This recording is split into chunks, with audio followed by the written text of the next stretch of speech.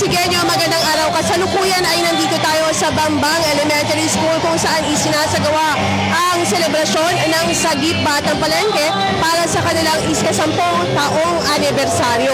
Taon-taon isinasagawa nila ang Christmas Family Reunion kung saan ang komunidad sa palibot ng mutya ng Pasig Market ay nagsasama-sama. Ilang mga pamilya ngayong araw na ito nasa 50. Ayon na nga sa organizer at the founder ng nasabing non-government organization na nasa 50 families ang makikinabang at mapapasaya ngayong araw na ito. Makikita ang ilang mga lamesa dito na puno ng mga regalo, pagkain at ilang pang mga giveaways mula naman sa kanilang mga naging katuwang para sa aktibidad. Mga private companies, mga pamilya at iba pang mga individual na magpapabot ng tulong, regalo para sa mga kabataan ng Sagip Batang Palengke at sa kanilang mga pamilya. Nagsimula ang aktibidad kaninang alas 10 ng umaga kung saan nagkaroon din ng misa na dinaluhan ng mga bata at ng kanilang mga magulang.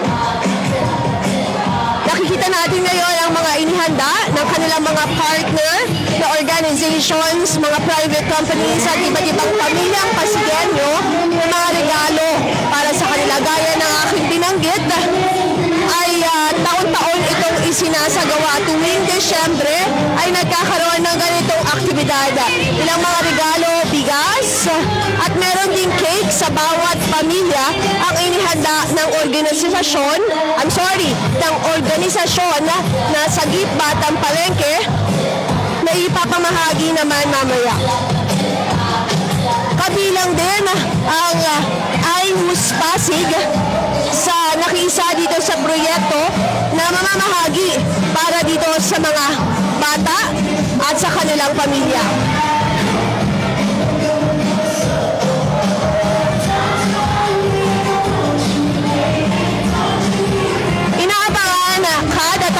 Kada buwan ng Desyembre itong salo-salo o tinatawag ng Christmas Family Reunion ng Sagip Batang Palengke. Kanina, lunchtime, nagkaroon na sila ng salo-salo alas 12 ng tanghali at iba't ibang pagkain ang kanilang pinagsalu-saluhan.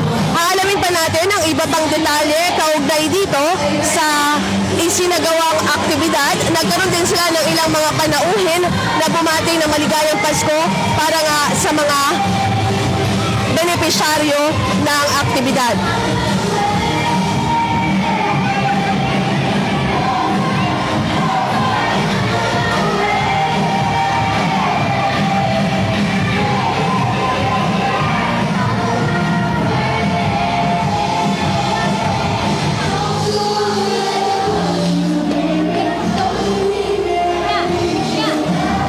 Nagkaroon din ng mga palaro para sa mga bataan. Ang mga bata ng Sagip Batang Palengke nagsisimula sa edad na 3 o 3 years old hanggang iba sa kanila 13 years old. Dahil nga 10 taon na ang Sagip Batang Palengke, ang ilan sa mga benepisyaryo ng nasabing organisasyon ay nagdalaga na, nagbinata na, ngunit kasama pa rin dito at nagvo-volunteer naman tuwing magkakaroon ng aktibidad para nga sa mga benepisyaryo.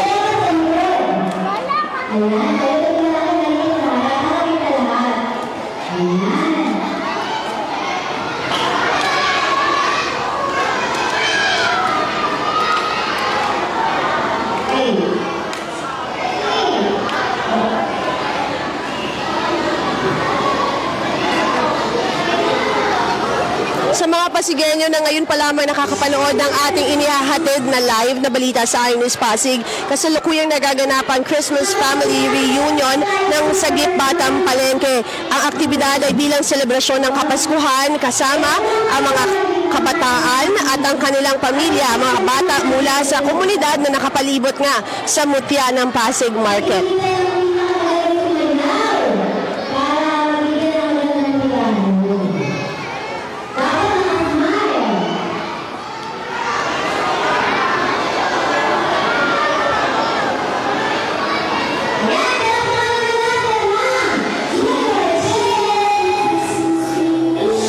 nagkaroon din ng performance itong mga kabataan kanina.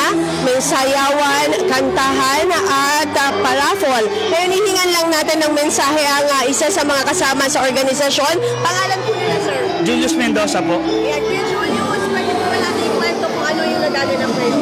Nagaganap po ngayon yung Sagip Batang Palengke Christmas Family Reunion. Bali, 10 years na po kami sa ganitong gawain. Bali, every year meron kaming activity for kids na mga tiga-palengke. Ayan po, ginagather po namin sila and pinabigyan ng mga kung ano-ano. Ito, yung Christmas party para sa kanila. Ayan po. Sa taon, nagkagulat ang ating mga families, ano po sila mga bata? Ang bilang po namin is 50 families and 150 kids po lahat po yun. Bakit po ginagawa ito ng Sagip Batang Palengke? Nag-start po siya nung 10 years ago. Ayan, sa isang batang hindi naliligo. Ayan, doon po siya nag-start. Hindi naliligo. Then, ayun po, napagkasunduan si Ate Ria, pinaliguan, tapos nadagdagan, pinapakain, hanggang sa dumami ng dumami.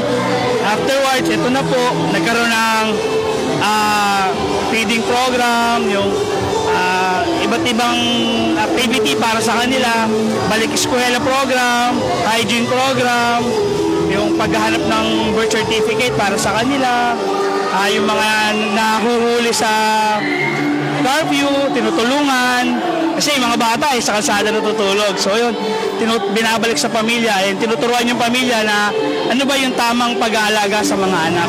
Ayun po. Ano po ang gusto nyo iparating na mensahe para muna sa mga kabataan at yung mga pamilya nila na natutulungan ng Sagip Batang Palengke? Ayun lang, sana maging aware sila na hindi sa palengke talaga yung buhay na meron para sa kanila. So mag-aral silang mabuti and alagaan nila yung sarili nila para yung magkaroon sila ng magandang future para sa pamilya nila. Mensahe naman po para sa ating mga naging partners. Ayun. Sa mga sponsors po and laging tumutulong sa Sagip Batang Palengke, maraming salamat po and sana po huwag kayong magsawa na tulungan kami and gabayan and i-bless pa yung mga bata. Hindi naman po para sa amin, para sa mga bata na nandito at para sa mga pamilya na nandito po. Ngayon na po, siguro magmahalan po tayo and paramdam natin doon sa mga bata yung tunay na pagmamahal and pagmamahal ng Panginoon po. Salamat po. At ating nakapanayam si Julius, no? Siya isa sa mga kasama sa organisasyon na Sagip Batang Palengke. Kwento niya sa ating bahagya kung ano nga yung pinagsimulan nitong Sagip Batang Palengke mula sa pagtulong sa isang bata lamang ay lumaki at dumami itong mga kabataan na natulungan mula sa feeding program, balik eskwela program at ganun din yung meron silang weekly na Bible study o tinuturuan din nila yung mga bata kada Sabado. Ngayon, nag-enjoy pa mga kabataan.